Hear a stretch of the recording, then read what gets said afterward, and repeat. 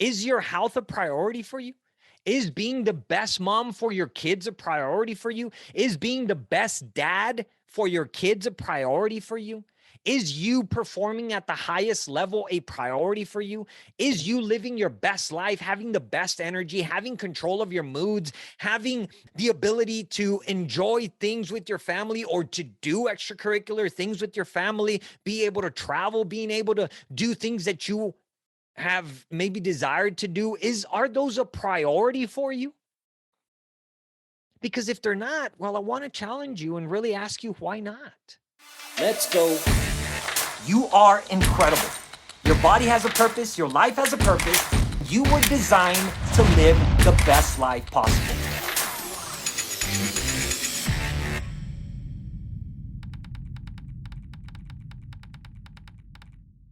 Hey, what's going on? Welcome back to another episode. You are tuned in to Listen, You're Not Defeated, and I am your host, David Hernandez. I want to remind you every week I come with a new episode on Thursdays to inspire you, to motivate you, and to bring insight so that you can live a not defeated life. If you haven't already subscribed, make sure you click the subscribe button. If you haven't already, click the little bell so you can also get notifications of every new episode that has been updated. Look, my heart and my desire is to bring insight to help you live your best life, because you were created and you were designed to live the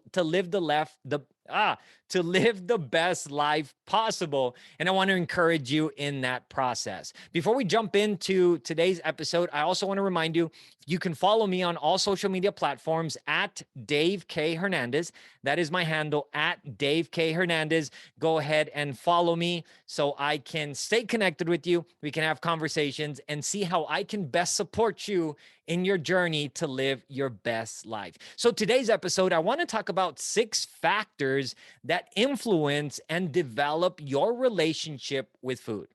I've been talking about in the last episodes of the importance of our relationship with food. And I am a big believer that the foundation to all things that we do in life start with our relationship with food. Because look, our relationship with food, like I've said, impacts so much of what we do. It impacts our mood, it impacts our emotions, it impacts our cognitive ability, our memory, our performance, our shape, and how we look physically, and also impacts our health.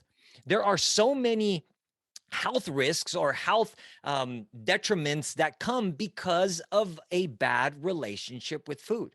Look, there was a CNBC did a study, and they found that 84% of all non-communicable diseases, and we're talking about type 2 diabetes, heart disease, kidney failures, right? Kidney disease, all of those are non-communicable diseases, are related to overeating or related to a wrong relationship with food. And so this is big, because if we're looking at our health, which is the most important thing as humans, we should be taking care of our body. Our health is what drives us to be the best we can. The best we can for our kids, the best we can for our partner, the best we can for our family, the best we can for our business, for our employees, for your employer. It is what drives us. Our health is the most important thing. And on the next coming episodes, I want to talk about what our number one responsibility is as humans, as far as what I believe is our number one responsibility. But for today's episode, I really want to deep dive into these 6 factors, because these 6 factors are going to be able to bring some insight to help you look at, well, what has been causing maybe an unhealthy relationship with food?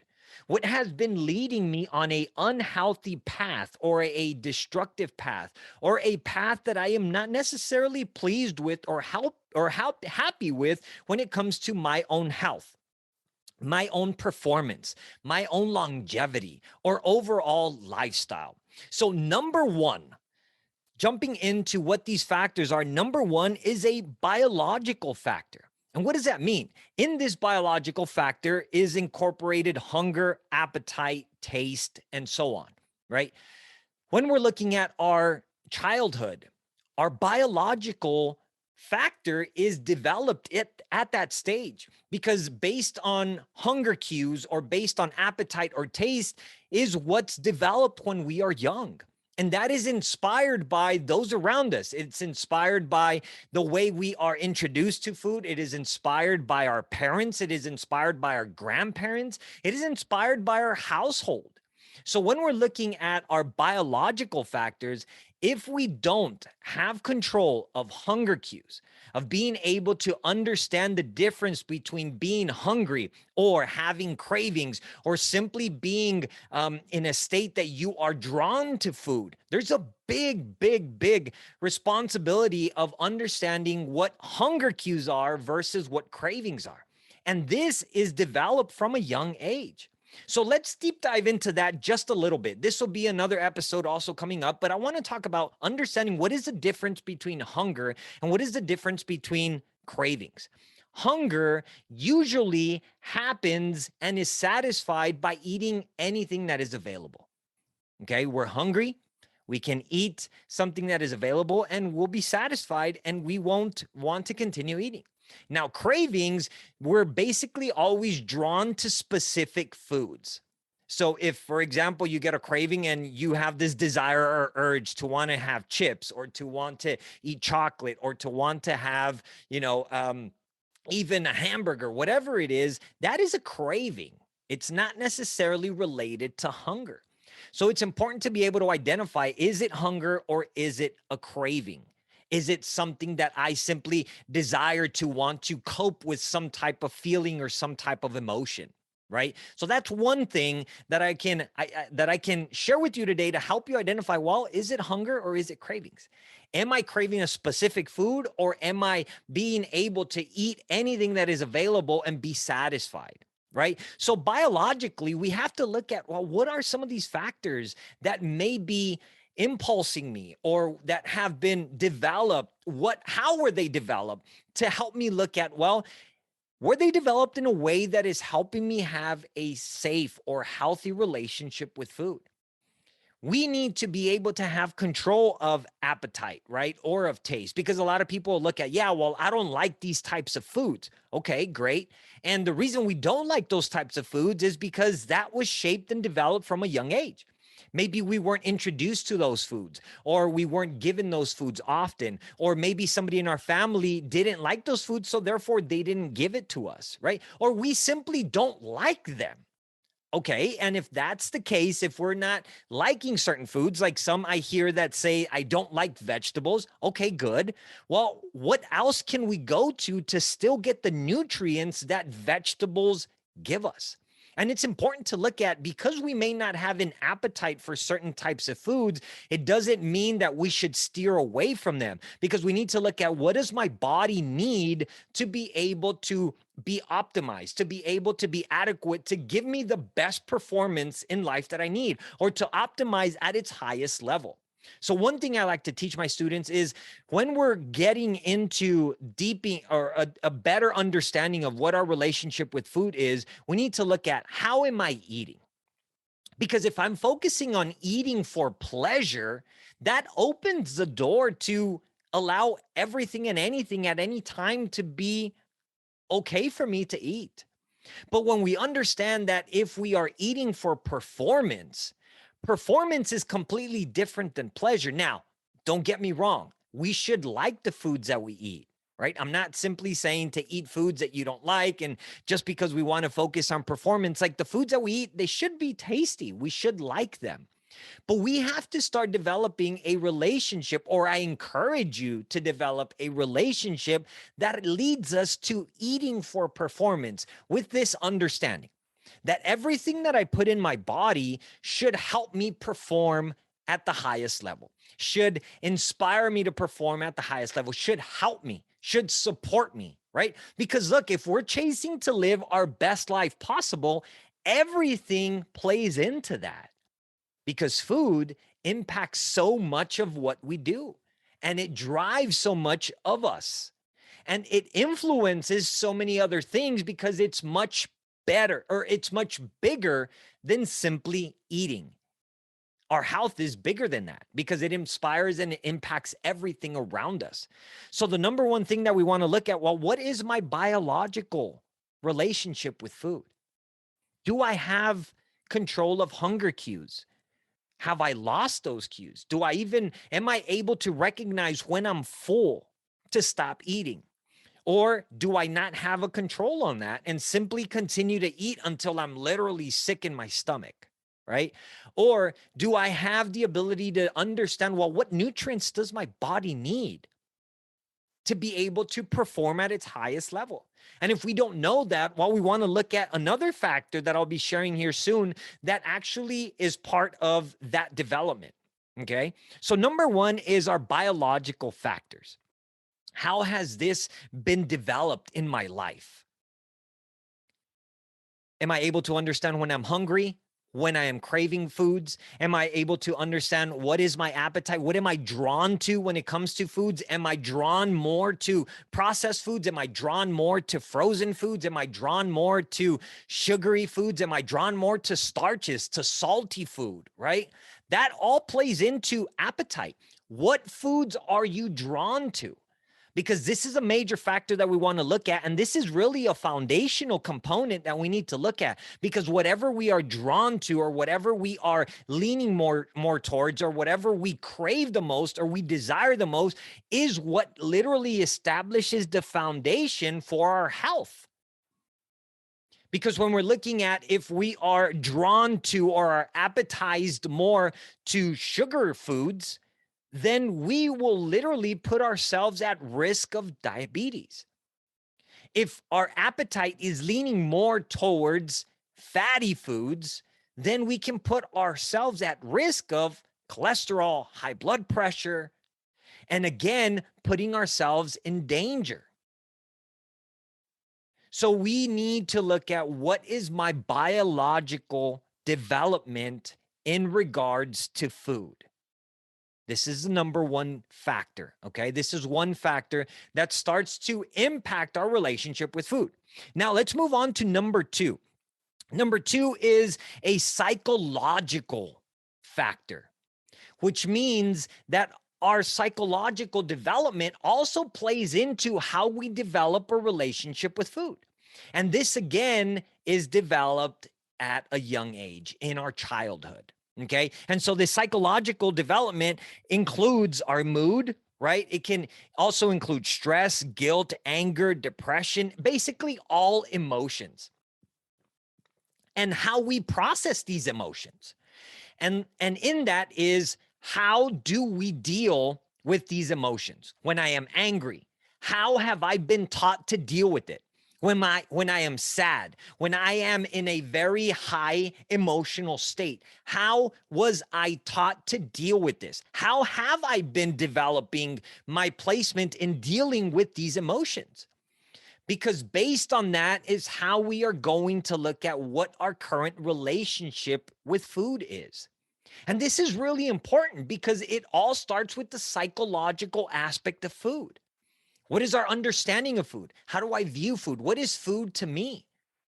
And so when we're looking at how do I deal with my stress? How do I deal with my emotions? If for you today, you've been dealing with your stress and your emotions with food, then we can look at that this factor, this psychological factor, has been what shaped our development in our relationship with food. And so this is a critical one because food impacts our mood.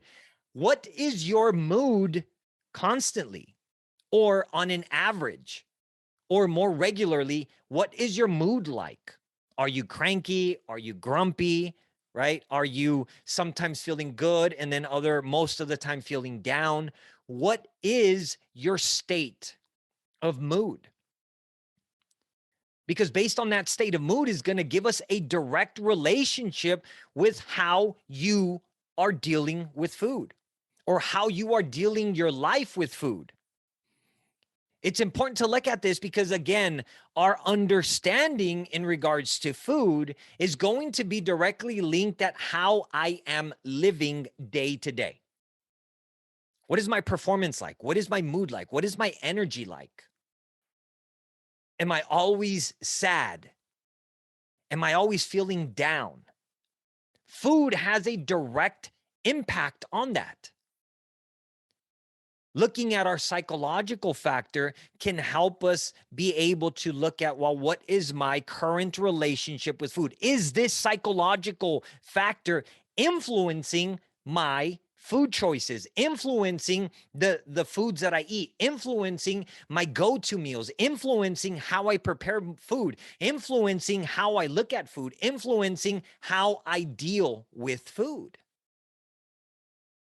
Physical, how it's impacting me on a physical level is directly linked to my psychological view or psychological understanding or how I deal with the psychological factors of my life. So number 2 is another critical one that we want to look at. Based on this factor, how is this psychological factor influencing the foods that I choose to eat today? Number 3, let's look at economic factor. Finances can impact our relationship with food. How does that work?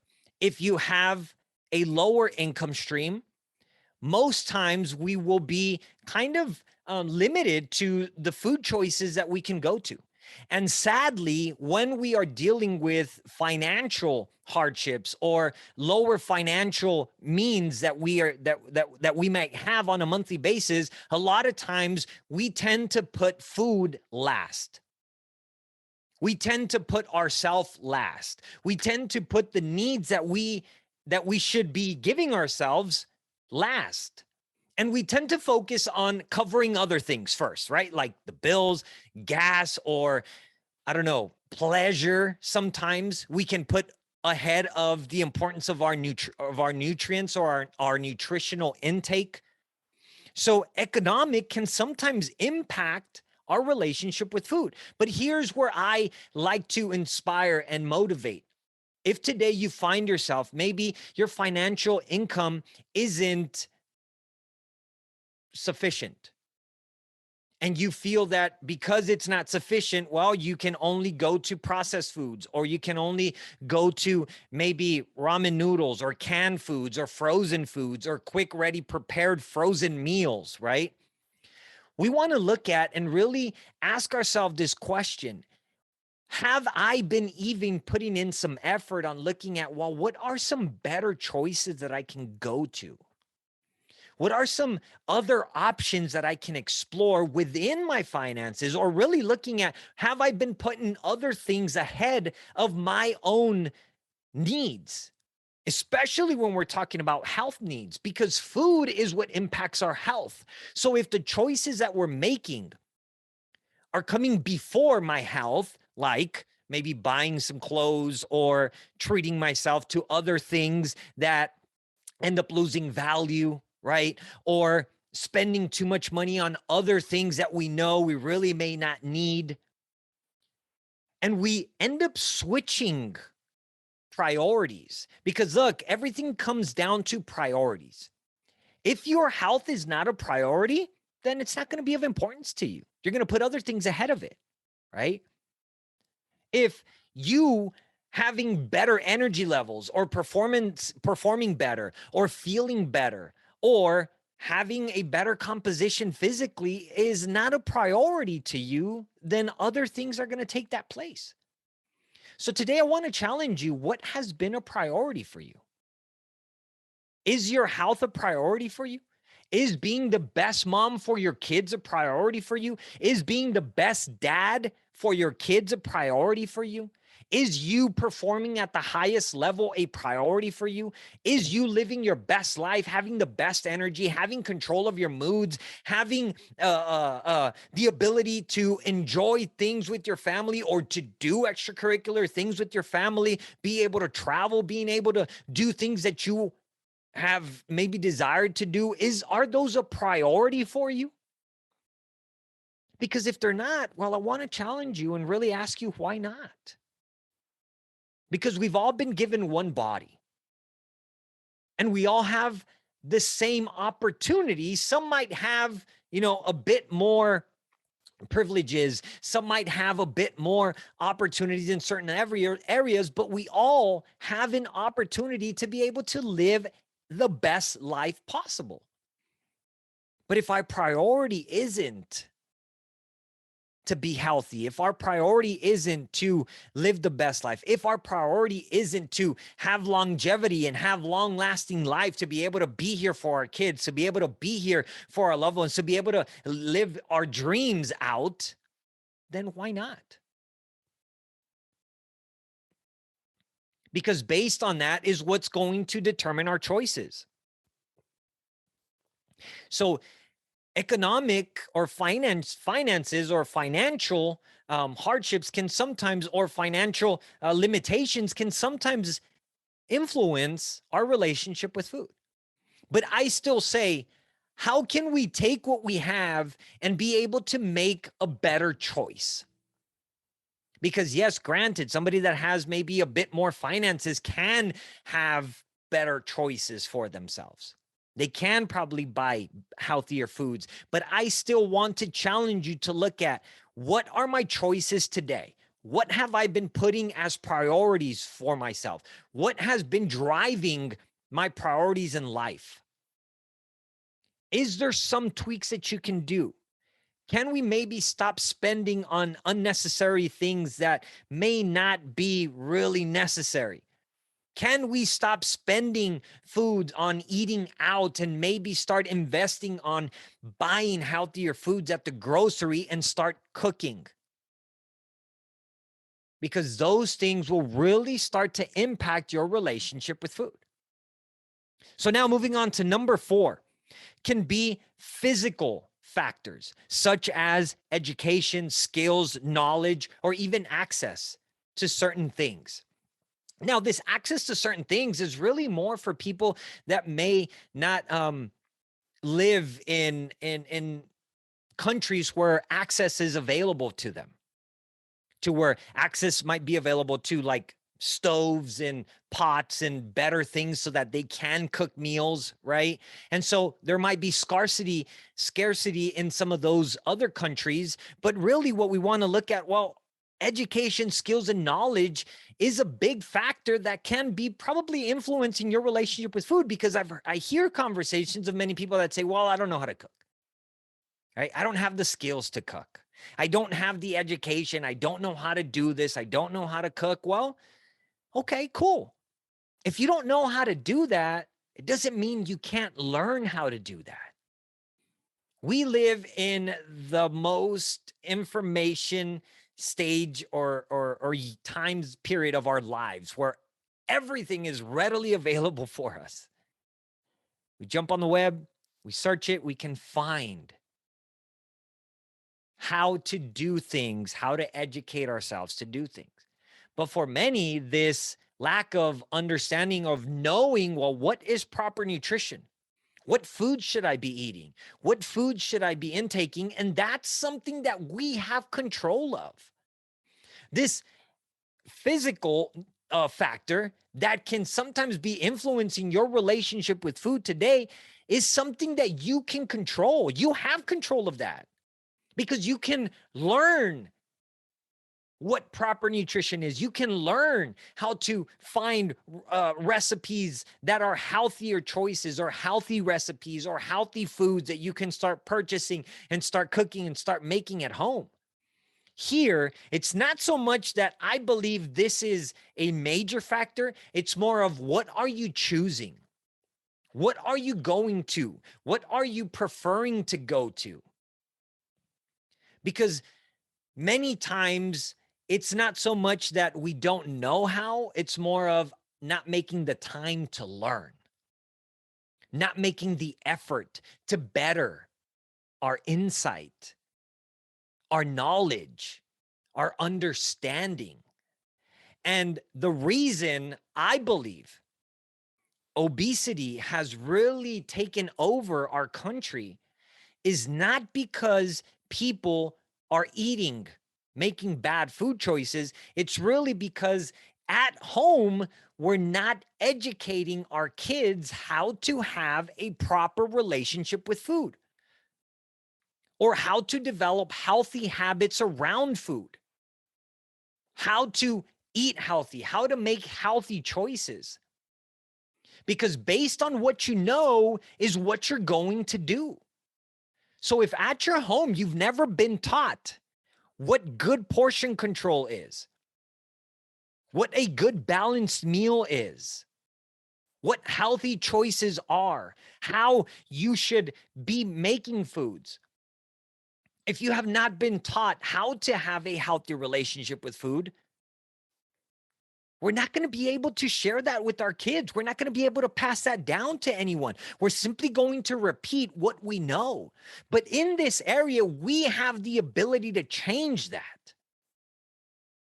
Most times that's simply an excuse, but if we can start educating ourselves as parents, as adults, even right now, you taking the initiative of learning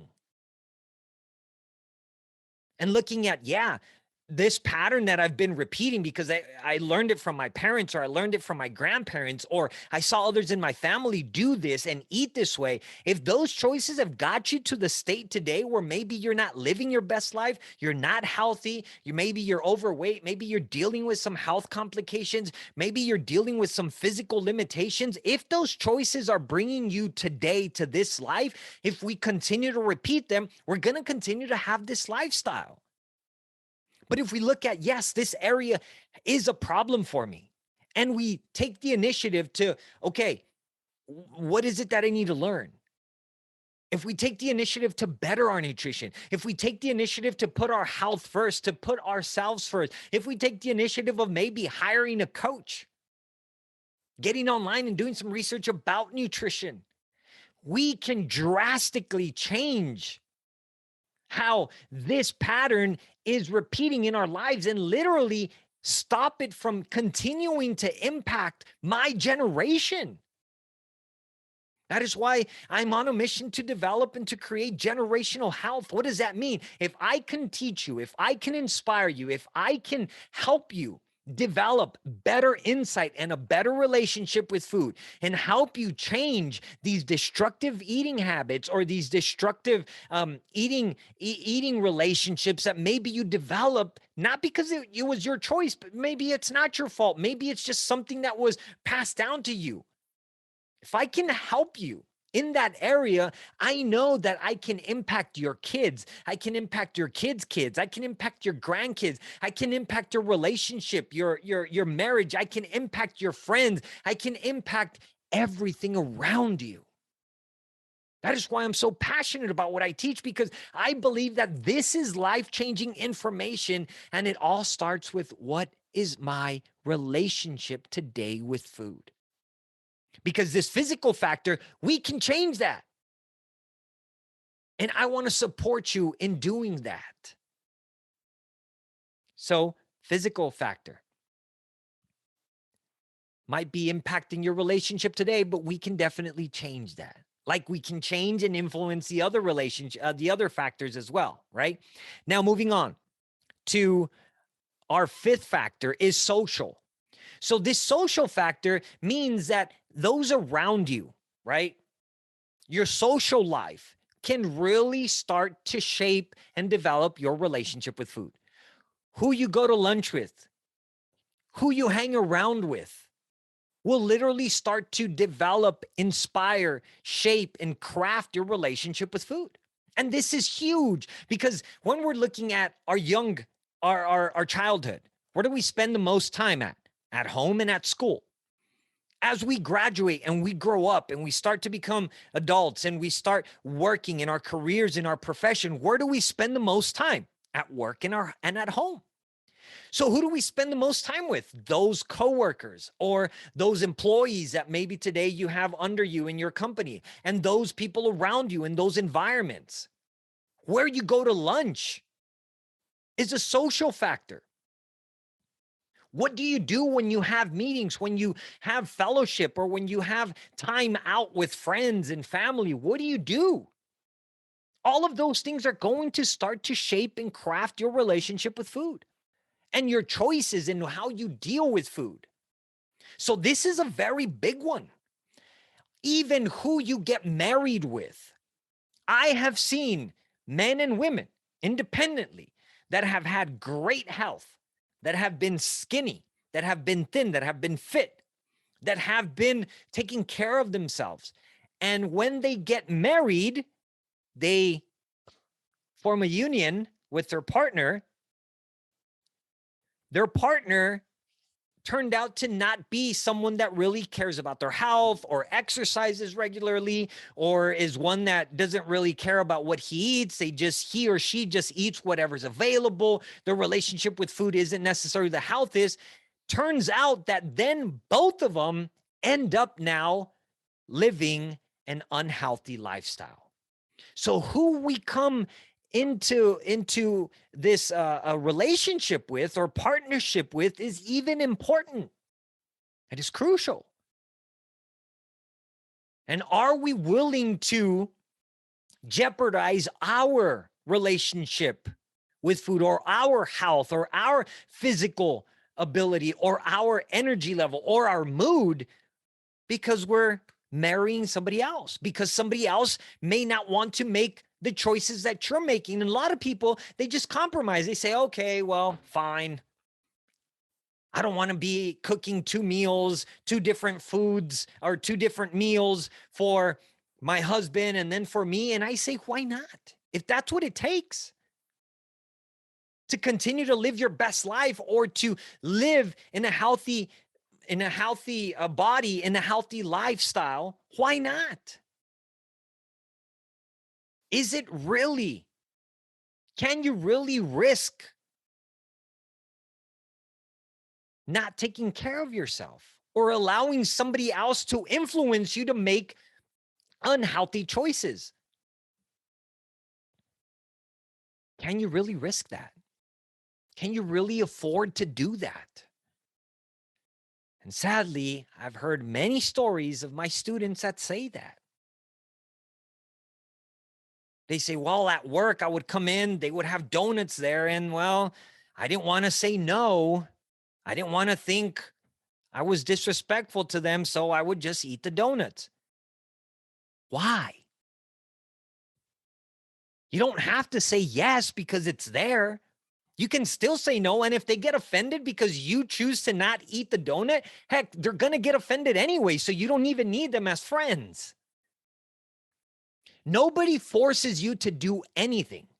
And many people use this excuse of, well, at work, they would always bring these foods. They'd always bring, every Friday, they would bring junk food to the place. Every morning there's coffee and there's donuts and there's sweets. And well, they would tell me, they would offer it to me, and I didn't want to say no. Well, why not?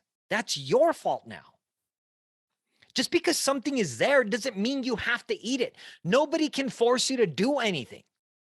But many times we allow these social factors to influence our relationship with food. And maybe at the beginning, it's like, okay, cool, I'm just here. It's just one donut. Yeah, it's just one time that I did this. It's just one slice of pizza, until that one donut becomes 2 donuts, or 1 donut every day, 2 donuts every day, until now your body's craving it because you've been giving it so much of it that it can't function without it. And so now your tolerance for it increases, and now you become addicted to these foods. And then now it's too late. You're 20, 30, 40 pounds overweight. You start to have health complications, and now you start to freak out and go like, oh my goodness, something is wrong.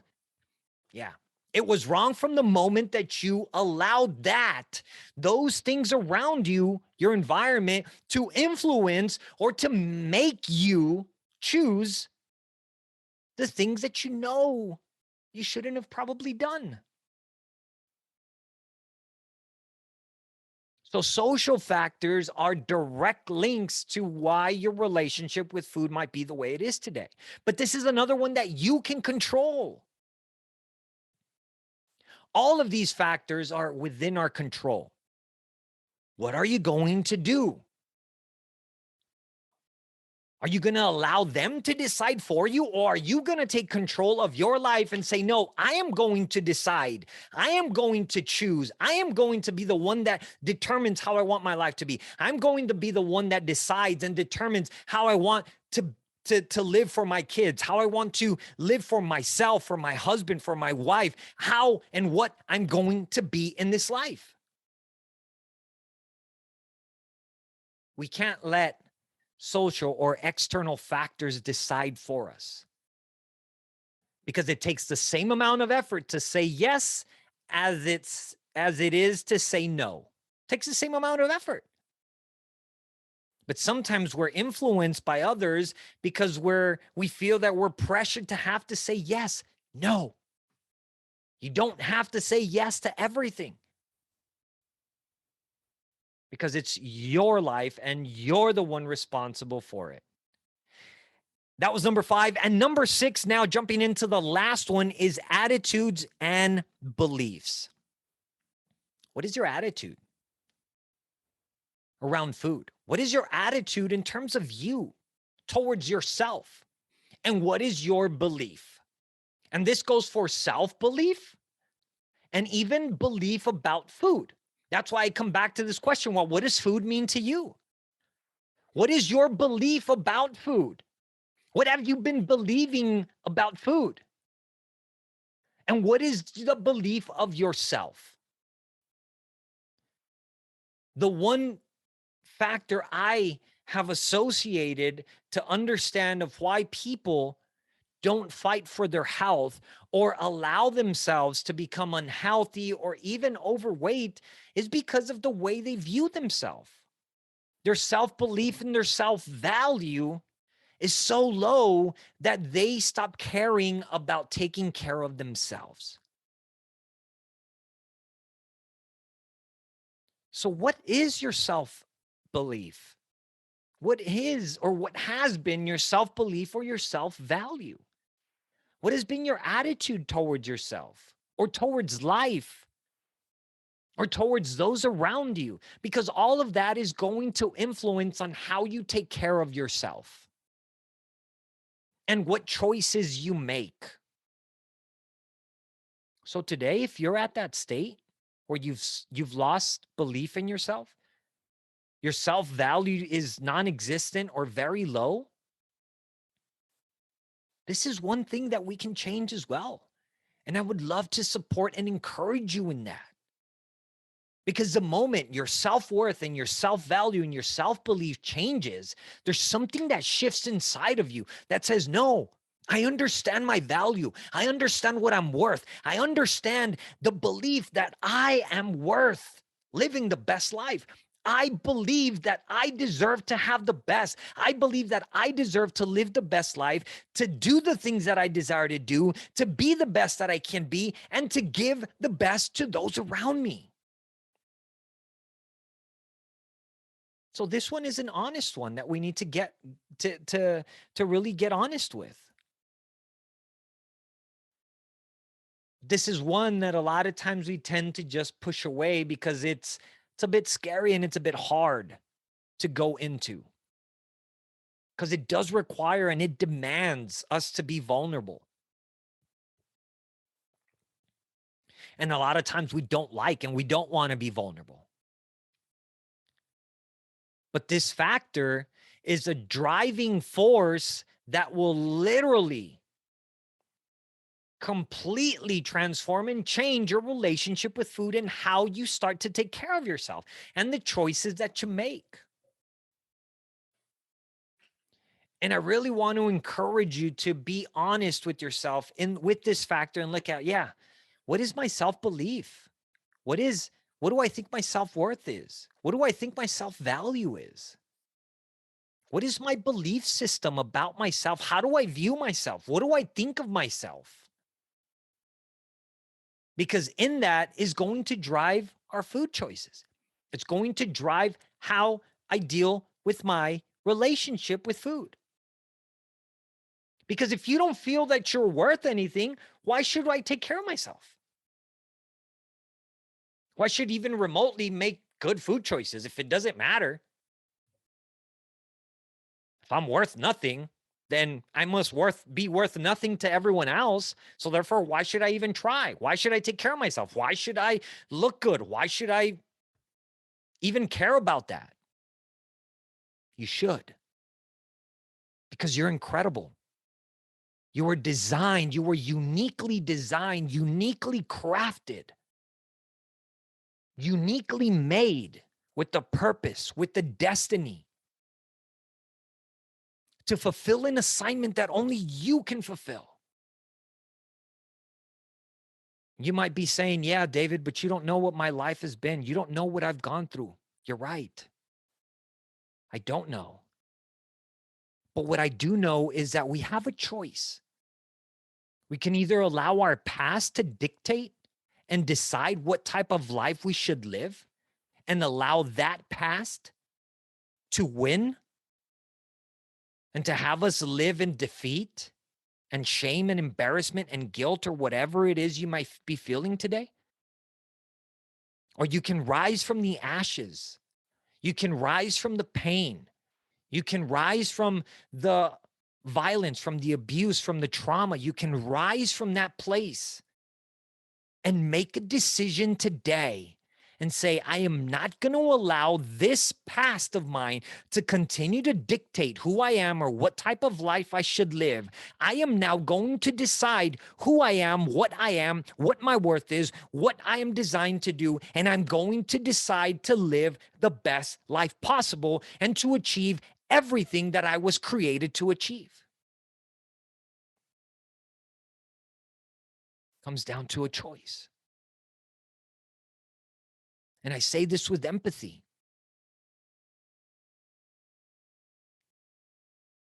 I don't want to knock or you to feel that I am not empathetic of where you might be today. Because look, I have conversations with men and women that share things that are hard to even hear and process. But if they could do it, I want you to know that you can do it too. If they can do it, I want you to know that you can do it too, and you deserve it, and you are worth it. You are worth fighting for. Your life is worth fighting for. Because you are incredible. So these are the 6 factors that can influence our relationship with food. And the purpose of this was to bring insight so that you can start taking a deeper dive at analyzing what has been influencing, creating, crafting my relationship with food so that we can start looking at what changes do we need to make.